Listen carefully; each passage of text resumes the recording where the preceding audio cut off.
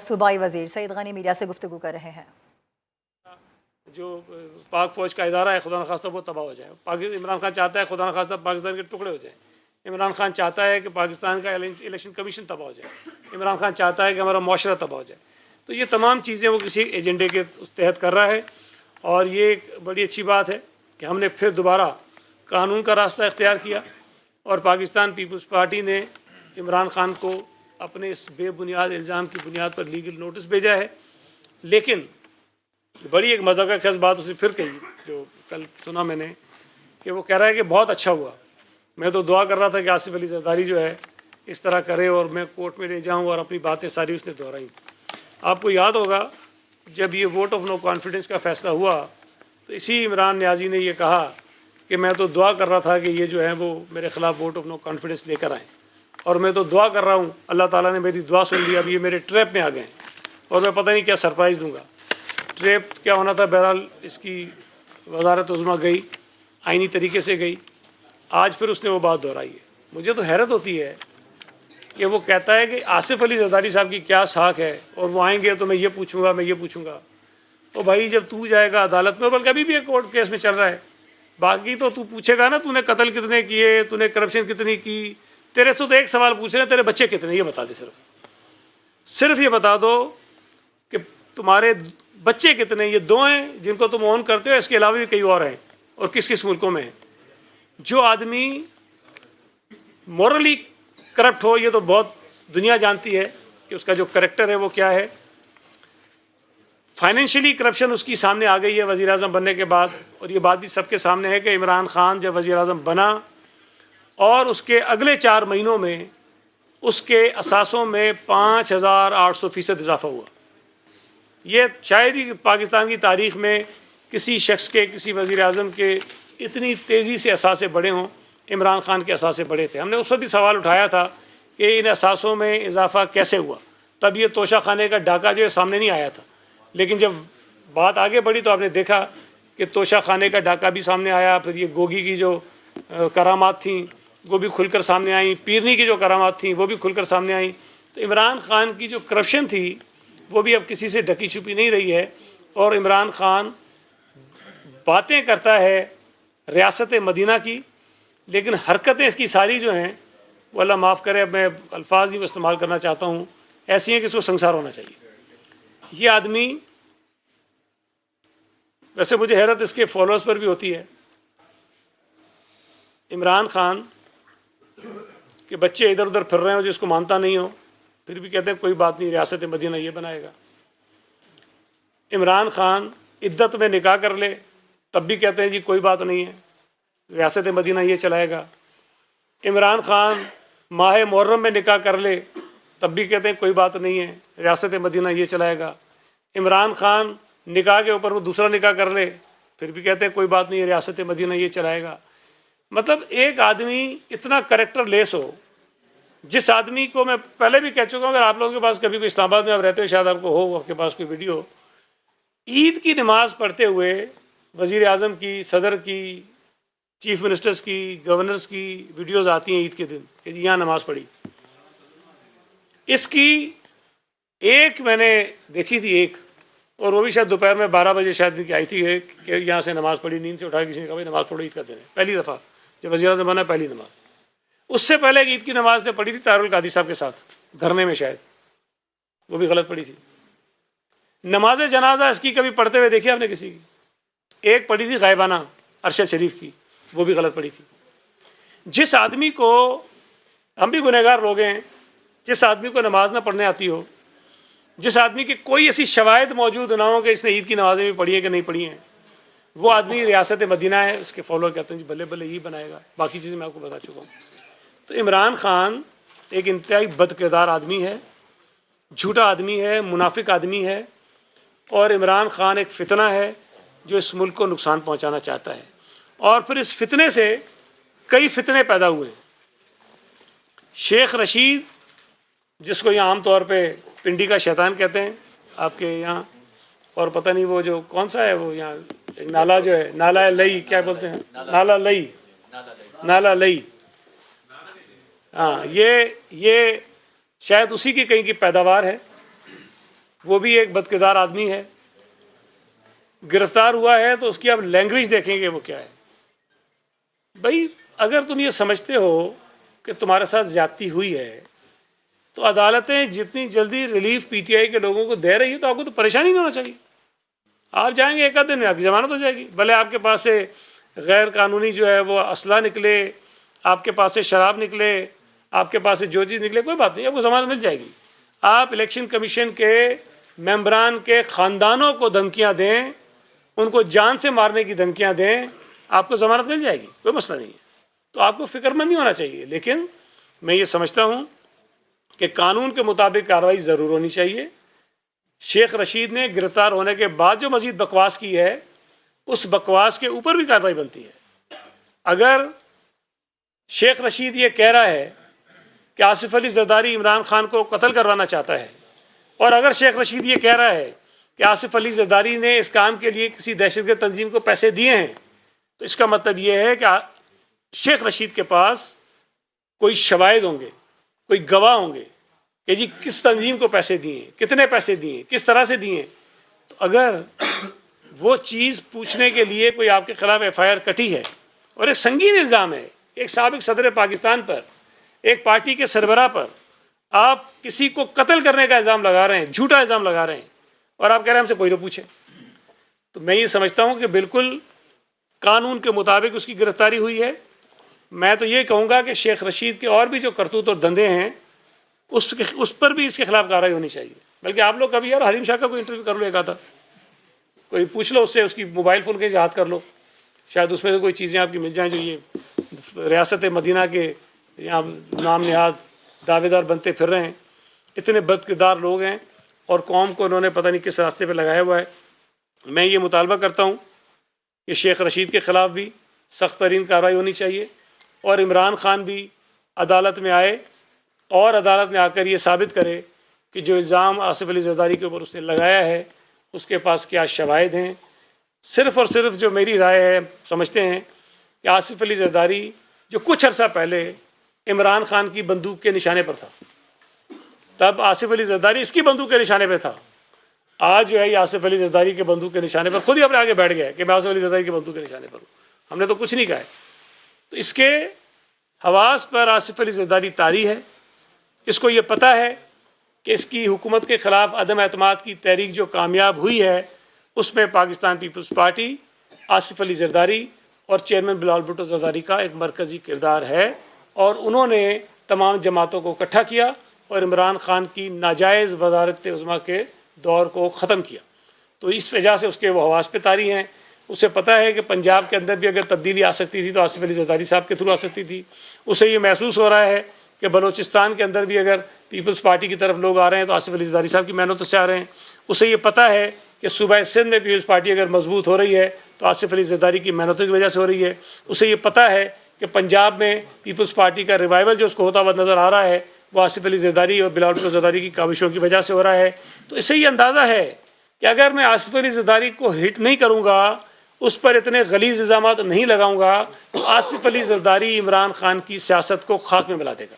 یہی وجوہات ہیں جس کی بنا پر وہ یہ ساری بدتمیزیاں بےہودگیاں بچا رہا ہے. بہت شکریہ.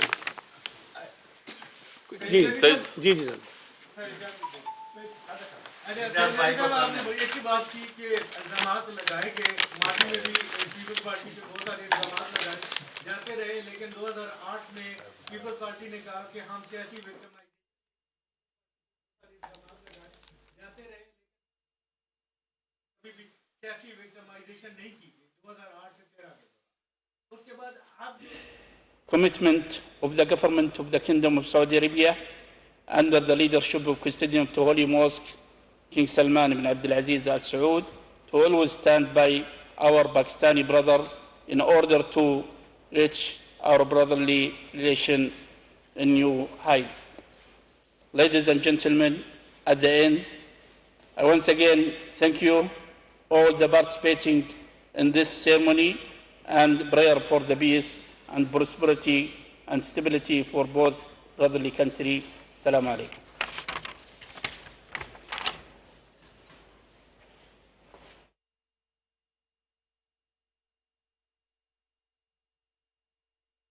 कार्रवाइयाँ बिल्कुल भी नहीं होनी चाहिए।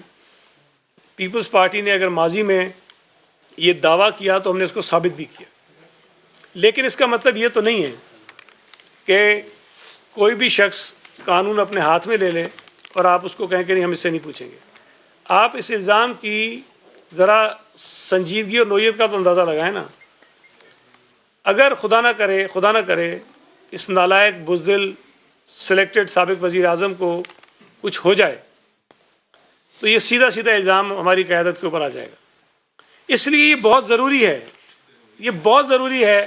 कि ये जो झूठा इल्ज़ाम इस आदमी ने लगाया है उसकी तहकीकात होनी चाहिए और कौम को पता चले कि वो झूठ बोल रहा है। और अगर कोई और आदमी उसके इस इल्ज़ाम को शहादतें फराम कर रहा है, गवाहियाँ दे रहा है कि ये कर दिया है, तो उससे भी पूछा जाना चाहिए कि वो किस बुनियाद पर ये इल्ज़ाम लगा रहा है। इसको इल्ज़ाम को झूठा साबित करना हमारे लिए बहुत ज़रूरी है और ये पाकिस्तानी की कौम के लिए बड़ा ज़रूरी है कि काम हो। इसको आप पॉलिटिकल विक्टिमाइजेशन नहीं कह सकते हैं। अगर तो सियासी इंतकामी कार्रवाई करनी होती तो इन्होंने पता नहीं क्या क्या बकवास ये करते रहे हैं, झूठे इल्ज़ाम लगाते रहे हैं। हमने सारे इल्ज़ाम बर्दाश्त किए, लेकिन मेरा ये ख्याल है कि इस इल्ज़ाम को इस तरह हम बिल्कुल सरसरी तौर पर इग्नोर नहीं कर सकते, इसको संजीदा लेने की ज़रूरत है।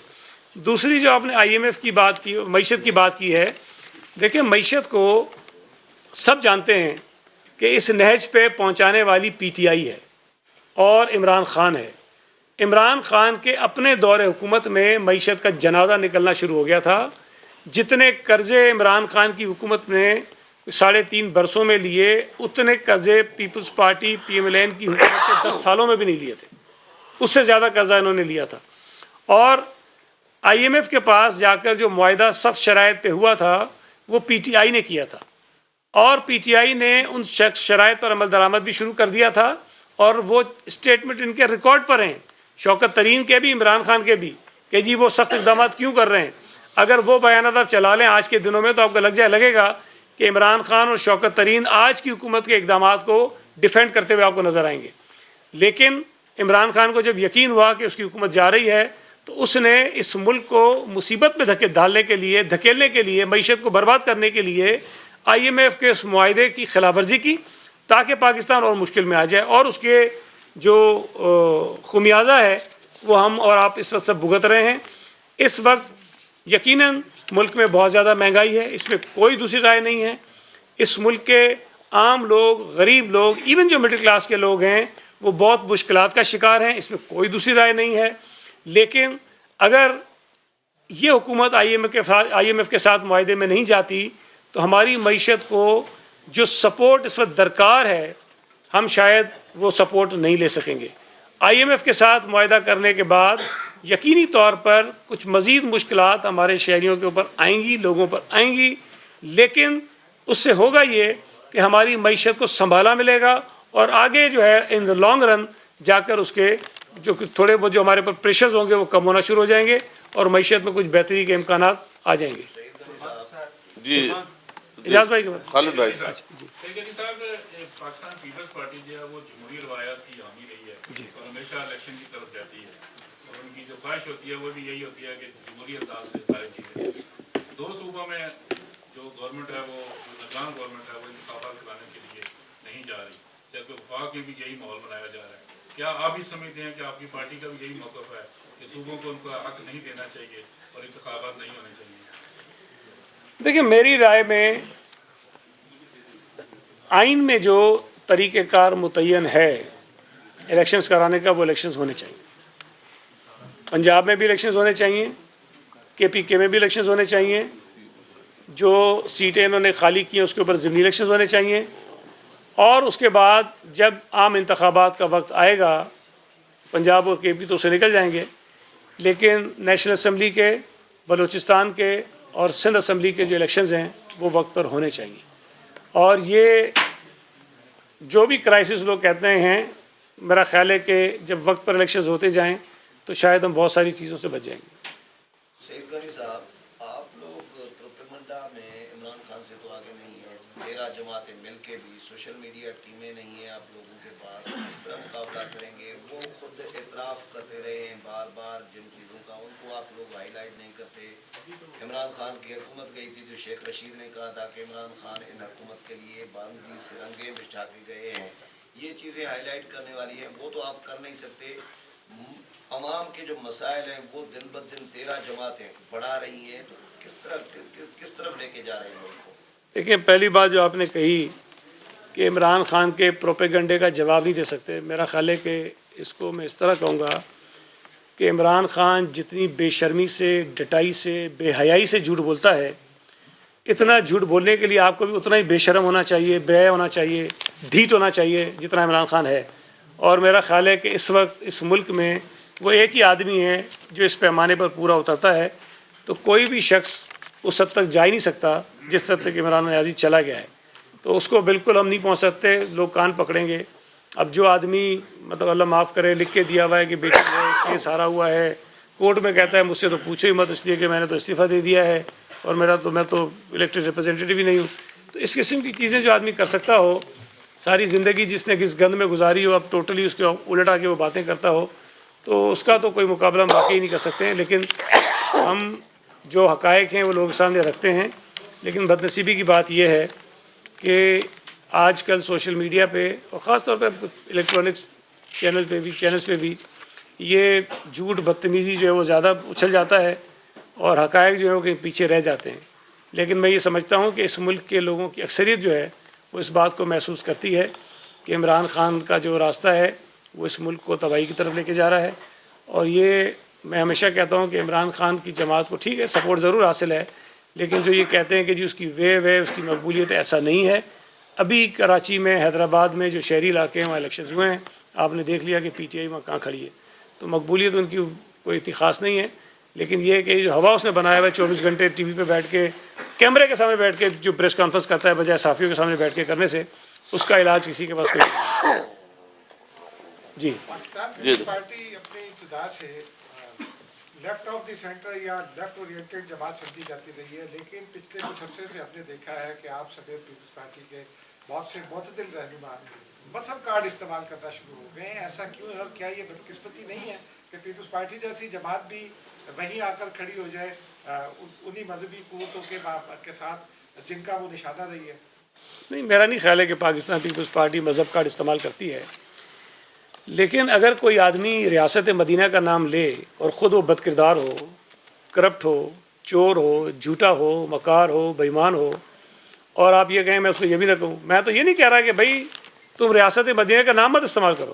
بھائی کرنا ہے تو پھر ایسے اس طرح کے اپنے اندر وہ پیدا بھی کرو نا، اپنی خصلتیں بھی ایسی کرو آپ.